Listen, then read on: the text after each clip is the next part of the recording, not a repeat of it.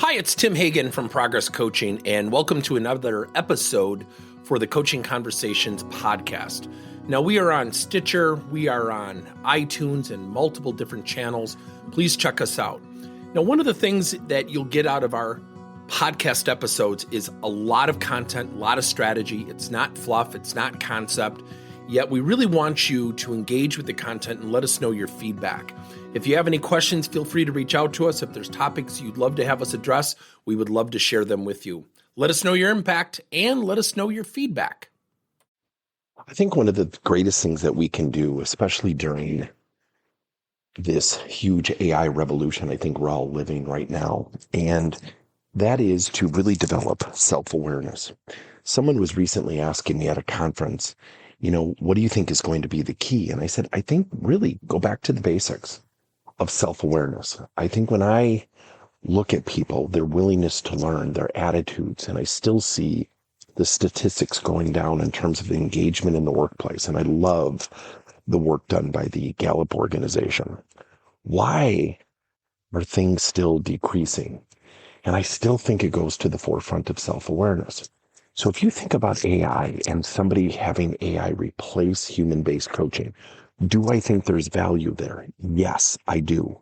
But I also think we have to be conscientious. If you have someone with a negative attitude, someone not being a great teammate, someone who's lacking emotional intelligence, are they going to arbitrarily go to their boss and say, could I have an AI agent to work on this? If they lack self-awareness in those areas, and that if it's thrust upon them and there's no human-based interaction, how do we really know of their true commitment to improvement? That's where we're going to have some really unique decisions to make. When do we use AI? When do we use human-based coaching? All of those things will conjure up a really, really tough challenge for leaders, because when do we use AI and when do we use human-based coaching? I contend we're going to see an upheaval, an increase in human-based coaching. Let me explain why. I think one of the best things that we can do more than anything for human-based coaching is to really realize its value in terms of having leaders really understand what people want to do, where their self-awareness is at, where they want to improve, how they want to get to the next level. All of those things will come into play. And the challenge that we have more than anything is really positioning people to be successful. But if they're not going to be self-aware, if they're not going to be committed to the process of improving, then what we're really doing to a certain extent is we're wasting time. Now, the collaboration between AI and human-based coaching can be very, very powerful.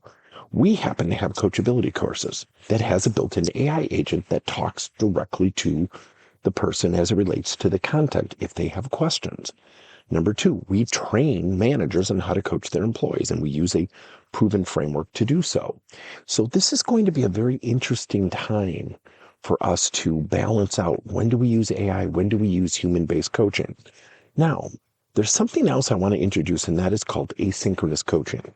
We have a methodology called cadence coaching, where we use a platform to exchange, if you will, audio, video messages, and people have to share their best practices on a weekly basis. So every week I might put in a lesson and maybe a coaching challenge to our leaders, something to the effect of, next week, call 3 people into the office for the positive things and share the positive result. And then everybody in the group sees it if they're in a cohort.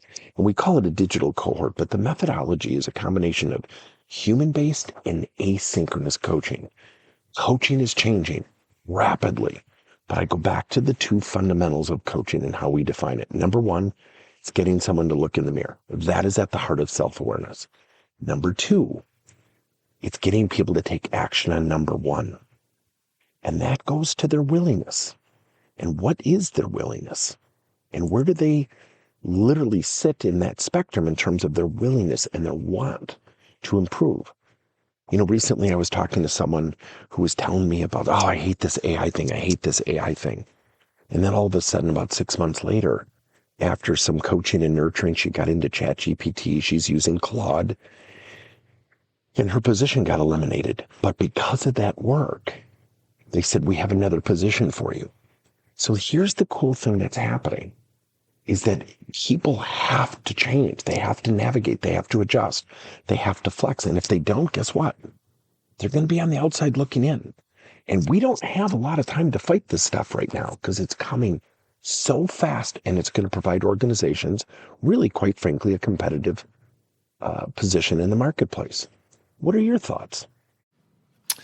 Thank you for listening to another episode of Coaching Conversations by Tim Hagen and Progress Coaching. Now, our company is always coming out with new and innovative solutions to help leaders coach their employees. And recently, we just created a new service called Coach to You, where leaders can pick and choose topics and assign 7 to 21-day programs for employees to learn and, more importantly, apply actions and then reflect and share what they're going to do going forward as a result of the learning. It's called Coach to You. We're literally bringing coaching to your employees.